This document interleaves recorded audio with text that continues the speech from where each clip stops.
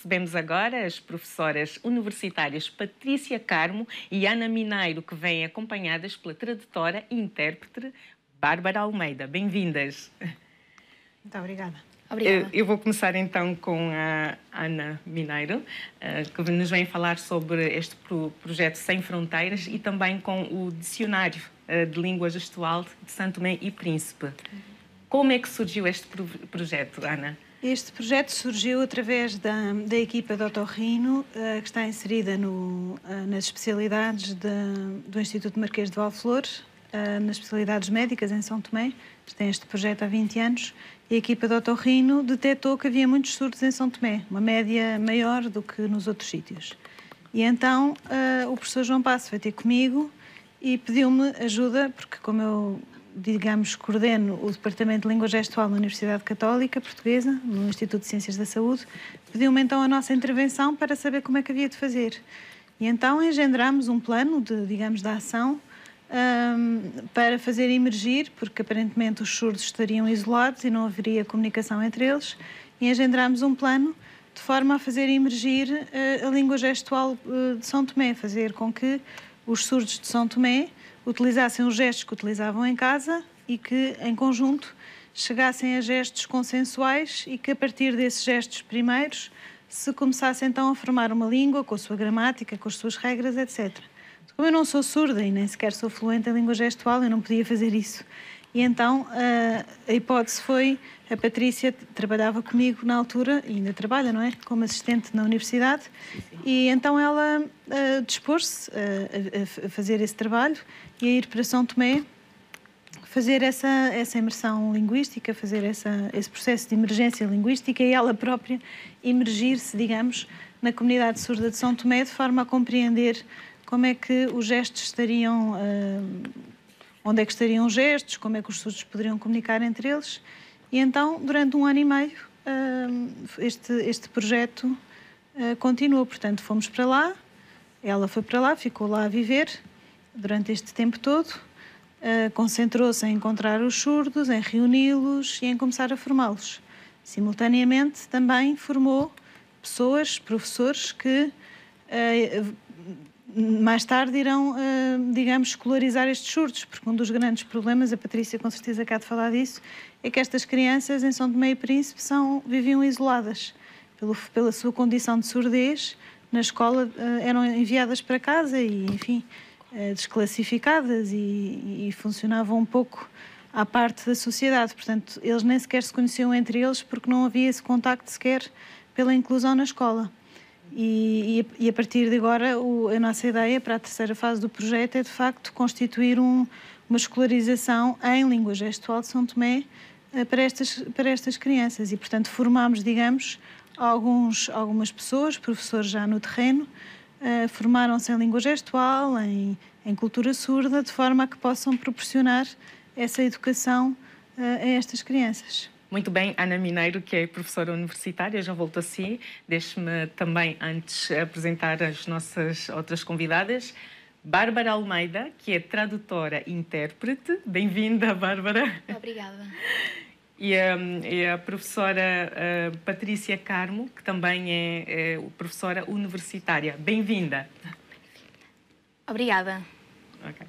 Bárbara, queria saber da Patrícia Carmo, como é que foi o facto de ter ido para São Tomé? Foi difícil encontrar estas pessoas surdas?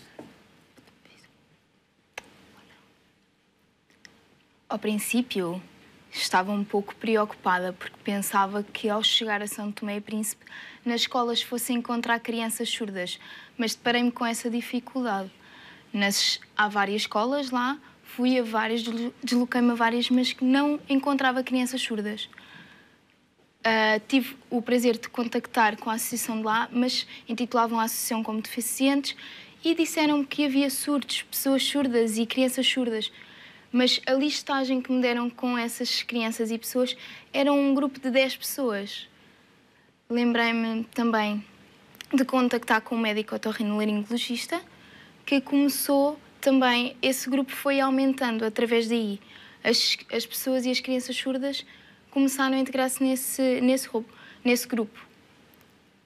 E na rua, às vezes eu apanhava crianças e pessoas surdas porque as pessoas que contactavam com essas crianças ou com essas pessoas surdas chamavam-me a atenção e aí sim eu ia lá, por exemplo, às terras mais pequeninas, às regiões mais pequeninas e conseguia encontrar 2, 3 surdos e esse grupo começou a aumentar derivado a isso, a essa procura.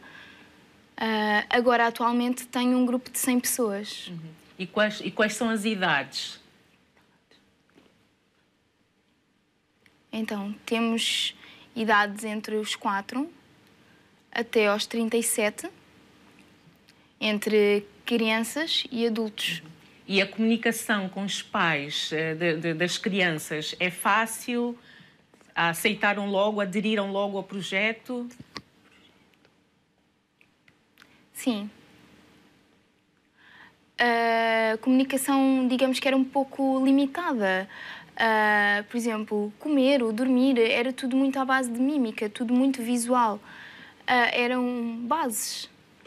E os pais dessas crianças surdas aderiram muito bem a esses cursos de língua gestual e aprenderam, tiveram esse interesse. Muito bem. E como é que foi perceber o facto de elas estarem a ser excluídas e não estarem a frequentar o ensino escolar, por exemplo?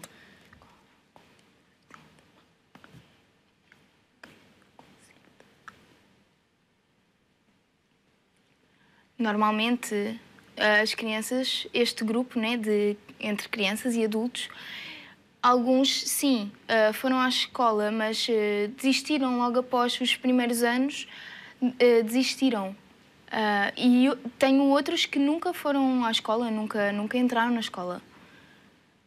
E quando eu falei com os pais e disse-lhes que haveria a possibilidade dos filhos aprenderem e serem escolarizados, tal como eu fui, eu, Patrícia Carmo, eles não esperavam, ficaram estupefactos, porque a maioria dos pais pensa: o meu filho é deficiente, não tem capacidades para tal.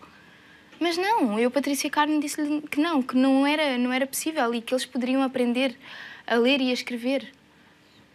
Agora, esperemos que no futuro sejam escolarizados e ingressem na escola. É preciso também esse apoio. Muito bem. Voltar novamente à Ana e tentar perceber. E o dicionário da língua gestual de Santo Tomé e Príncipe, como é que surge essa ideia? Exatamente, pois o dicionário surge um pouco nesta sequência, não é? Primeiro o contacto entre os surdos, tal como a Patrícia disse, depois a emergência dos primeiros gestos, das primeiras histórias e depois a estabilização desses gestos, em que eles em conjunto, uns com os outros, criaram gestos que os definem, que definem a sua língua e a sua cultura. E então tratava-se de dicionarizar esses mesmos gestos. Depois, aquilo que a Patrícia e eu decidimos, e o Ricardo, que somos os 3, digamos, pessoas que trabalharam na estrutura do dicionário, foi como é que vamos organizar este dicionário, não é? Portanto, o dicionário tem que ser organizado para que estas crianças, digamos, vão lá recolher os gestos básicos, aqueles que já estão estabilizados. Então partimos então da imagem, fomos escolher desenhadores santomenses, que desenharam, digamos, os referentes, a água, o peixe, a casa, as divisões da casa, os locais, enfim, as várias coisas que compõem esse dicionário, a alimentação, enfim, os coisas da escola, os materiais escolares, etc. E desenharam isso e depois, a seguir, vem o gesto fotografado e, finalmente, a forma escrita. E este é, digamos, um processo que vai induzir a literacia destas crianças. Estas crianças não sabem ler nem escrever, nem às vezes o próprio nome. E, portanto, verem tudo do início, é tudo... Exatamente. Raiz, tem que se começar a fazer um processo de alfabetização destes meninos, não é? Destes meninos e destes adultos já crescidos, não é? Que não tiveram esse acesso à escola, essa possibilidade que os outros tiveram. E então a Patrícia achou e nós concordamos que a forma indicada seria essa. Portanto, a partir da imagem, não é? Para quem ainda não sabe o gesto ou para quem tem dúvidas, depois indo para o gesto e finalmente para a forma escrita. E essa associação dessa forma, não é? Com essa ligação, seria aquela que é mais adequada. e, portanto, foram recolhidos os gestos básicos. A Patrícia poderá falar melhor sobre como é que o fez, foi ela que os recolheu e que decidiu quais é que deviam ser incluídos, e depois foram dicionarizados, e fizemos este dicionário que foi financiado pela Fundação Carlos Gulbenkian, e que visa, de facto, a escolarização destas crianças. Aliás, eu queria referir que, de facto, este projeto foi possível graças ao financiamento da Fundação Carlos Gulbenkian. É a única instituição que está ali? Em termos de financiamento, sim. Okay. Em termos de financiamento pecuniário, digamos. As outras instituições que estão diretamente ligadas a este projeto é o Instituto Marquês de Valflor, que faz toda a gestão e que deu todo o apoio logístico e não só. A Cooperação Portuguesa, que forneceu o alojamento à Patrícia e tudo aquilo que nós precisamos. E, finalmente, que não menos importante, a Universidade Católica Portuguesa, que, digamos, através da Patrícia e de mim própria, nos empenhamos neste projeto e ocupámos uma parte do nosso tempo neste projeto. Também a CUF Infante Santo, através da equipa de otorrinolaringologia, foi quem iniciou e quem, de facto, também esteve sempre ao nosso lado no projeto Sem Barreiras e que se ocupou também, não da vertente educativa da surdez, tanto, mas também da vertente médica, que também é importante, não é? Muito bem. Patrícia, queria saber como é que como é que foi implementar o dicionário em Santo Tomé. Há diferenças entre portanto, a língua gestual de Santo Tomé e a língua portuguesa? Sim. Sim. No mundo há vários países e as línguas são todas iguais, na verdade. Então, e a língua gestual também é diferente de país para país, varia, não é? Então, e como é óbvio, em Portugal e em São Tomé e Príncipe as línguas gestuais também variam. E a língua gestual está sempre ligada à cultura do país. E porque também pela a zona geográfica, a posição geográfica do país também está ligado a isso. E aí há diferenças. E quando eu me dirigi a São Tomé e Príncipe, eu também não tinha conhecimento desses gestos, desses códigos que eles tinham. Então tive que aprender como é que era a cultura deles e através de imagens fui-lhe mostrando as imagens e eles davam-me os gestos. Eles diziam como é que faziam. E aí sim comecei a aprender e deu a um desenvolvimento imenso. Eles desenvolviam e ao mesmo tempo eu desenvolvia-me também. E eu digo que crianças, jovens e adultos surdos foram lá em São Tomé, foram os meus professores. Foram os meus professores, não fui eu que fui professor deles. Porque como é que nós íamos fazendo a recolha dos gestos? Através de 2 câmaras, colocávamos 2 câmaras, ou 3, dependendo do espaço, e ao mesmo tempo era filmado esses encontros, essas aulas eram filmadas. E através dessas filmagens se fazia a recolha dos gestos e apanhávamos os gestos que cada um fazia nas aulas. Depois teve que ser feita uma recolha e uma análise, um apontar de gestos. E como é que foi para a Patrícia ter estado esse tempo todo num país com uma cultura completamente diferente, realidades diferentes? Foi fácil esta adaptação?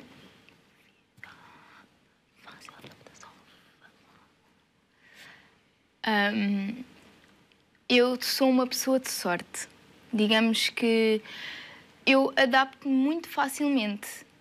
Portanto, eu gostei, adorei a cultura deles e incluí-me muito facilmente lá. Adaptei-me muito facilmente em São Tomé e Príncipe. Por exemplo, ao fim de semana, sentia-me um bocadinho isolada e um bocadinho afastada do grupo dos portugueses, não é? E então juntava-me com o grupo dos surdos de lá, de São Tomé e Príncipe. Ia à casa deles também, a aprender como é que era as formas de viver deles, a alimentação, tudo, a forma como viviam. E aceitaram bem, eu aceitei-os bem também. E o processo de formação, relativamente às pessoas que iriam lidar diretamente com os meninos e adultos surdos?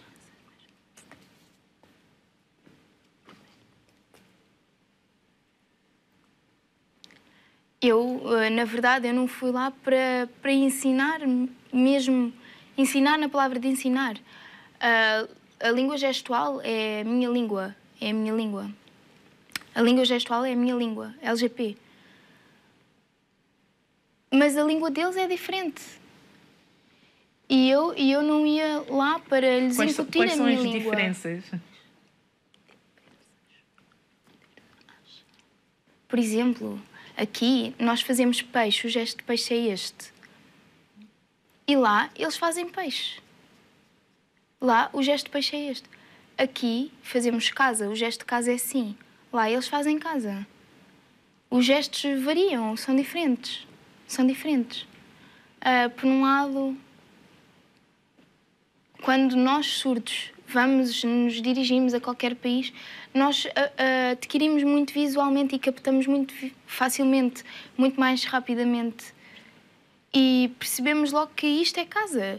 Devido ao telhado, a forma visual, percebemos peixe por escamar, tirar as escamas ao peixe. É muito visual, é muito diário. Okay. Patrícia, tem ideias de levar este projeto para outros países de língua oficial portuguesa?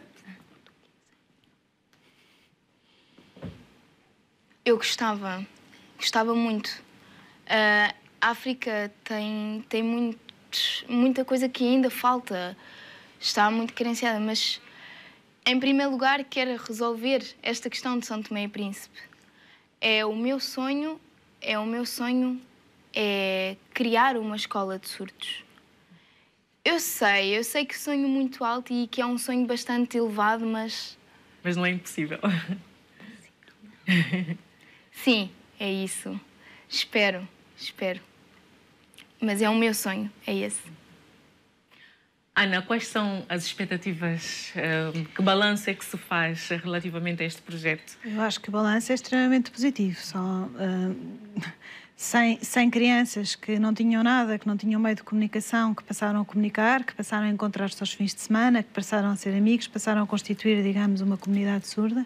Só isso já é um avanço extraordinário. Também a questão de haver um dicionário neste momento e que lhes permite, digamos, fazer o próximo passo, que é aprender a ler e escrever, que é um direito que é quase, digamos, universal, que as crianças deviam ter acesso. Portanto, eu acho que vamos continuar, vamos encontrar os fundos, encontrar os meios de poder continuar com estas crianças. Há 5.000 surdos em São Tomé, portanto, é um número muito, muito elevado. E, portanto, a nossa ideia é mesmo seguir em frente, e a Patrícia tem razão, agora estamos em São Tomé, mas pode ser que um dia este projeto possa ser ampliado, porque Angola também tem problemas, Moçambique também tem problemas, sabemos que Cabo Verde também tem problemas, parece que a Guiné-Bissau já tem uma escola de surdos e tem a sua língua gestual própria, também tem um dicionário, mas os outros países africanos nem tanto assim é. E, portanto, agora, Ana, a surdez não tem cura, mas há alguma forma de prevenir ou atenuar? É assim, surdez profunda não é? Só através de implante coclear, e não me parece que isso seja uma opção nestes casos, não é? Portanto, mas eu acho que surdez também não é nenhum mal, e que se as pessoas tiverem um meio de comunicação que seja adequado, não vejo porque é que não hão de ser surdos e conseguir comunicar em língua gestual. A sociedade é que, digamos, tem que se habituar a essa diferença e permitir que as pessoas possam ter acesso à informação e não fechar a informação na oralidade, não é? Ser mais democráticos, não é? E compreender que um surdo é uma pessoa como nós. A única diferença é que ele tem que comunicar em língua gestual de uma forma... Tem que comunicar na sua própria língua, naquela que lhe é natural, na língua gestual portuguesa. E, portanto, parece-me que essa pode ser uma via, e, sobretudo, neste caso, em São Tomé, claramente essa é uma via interessante. Patrícia, queria que nos deixasse uma mensagem aqui, porque sei que os meninos de São Tomé podem estar a ver o programa. O que é que tem a dizer?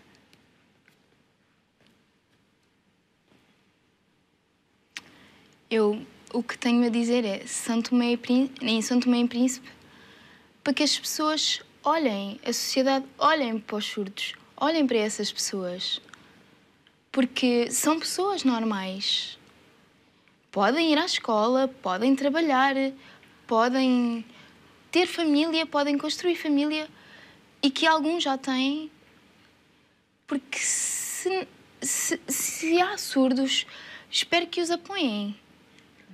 E agora criou-se um dicionário, já, e aí possam aprender os gestos, as coisas mais básicas da comunicação, que seja importante para os surdos também.